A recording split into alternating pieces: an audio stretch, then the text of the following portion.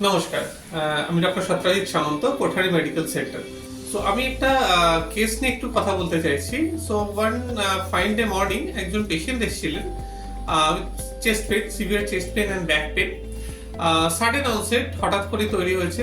তো ইনিশিয়ালি আমরা সবাই যেটা ভাবি যে হয়তো একটা করোনারি সিনড্রোম বা একটা হার্ট অ্যাটাক বা এই ধরনের একটা সমস্যা হতে পারে। So we went for an ECG. আমরা ইসিজি করে দেখলাম পেশেন্টের সেরকম ভাবে কোনো হার্ট অ্যাটাক নেই, কিন্তু অনেক সময়তেই দেখা যায় যে ইসিজি করার পরেও চেস্ট পেন কন্টিনিউ হচ্ছে, ইসিজি নর্মাল। আমরা সেক্ষেত্রে দু তিনটে জিনিস করি। আমরা একটা করোনারি এনজিওগ্রাফি করলাম। করোনারি এনজিওগ্রাফিটা এক্সপেকটেশন হিসেবে নর্মালি ছিল।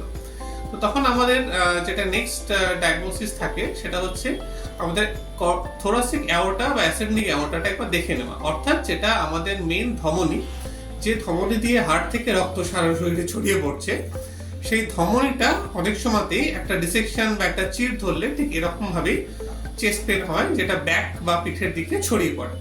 তো আমরা এরপর একটা সিটি অ্যাঞ্জিওগ্রাম, সিটি অ্যাওটোগ্রাম করলাম। বেসিক্যালি সিটি অ্যাওটোগ্রাম করার পর ধরা পড়লো যে ধমনীতে বা মেন অ্যাওর্টাতে একটা ডিসেকশন বা একটা ছিঁড়ে গেছে অ্যাওর্টাটা। এবং দিস ইজ এ ভেরি একটা মারাত্মক কন্ডিশন।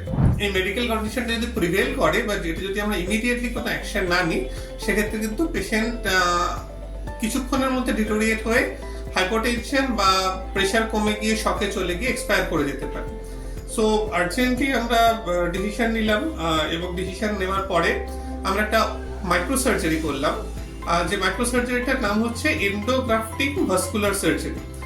অর্থাৎ একটা মাইক্রো সার্জারি করে পা দিয়ে আমরা যে ডিসেকশনটা হয়েছে অ্যাওর্টাতে, সেই ডিসেকশনটাতে একটা স্টেন বসিয়ে, যেরকম আমরা হার্টের ব্লকেজের জন্য স্টেন বসাই, ঠিক সেরকমই একটা অ্যাওর্টাতে অ্যাওর্টিক বড় স্টেন পাওয়া যায়। সেই স্টেনটা অ্যাওর্টার মধ্যে বসিয়ে সেই ডিসেকশনটা আমরা বন্ধ করে দিলাম এবং পেশেন্টটাকে আমরা সেভ করতে সক্ষম হলাম। খুব ইম্পর্টেন্ট যেটা, সেটা হচ্ছে যে এই পেশেন্টরা জেনারেলি স্মোকার হয়। ইনিও স্মোকার ছিলেন।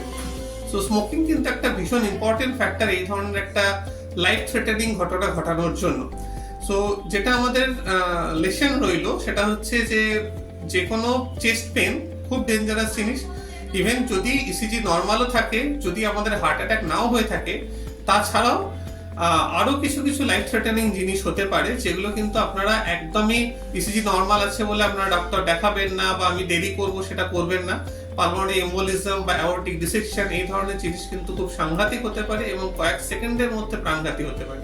তাড়াতাড়ি চলে এলে আমরা এরকম ভাবেই আমরা চেষ্টা করবো আপনাকেও প্রাণে বাঁচাতে।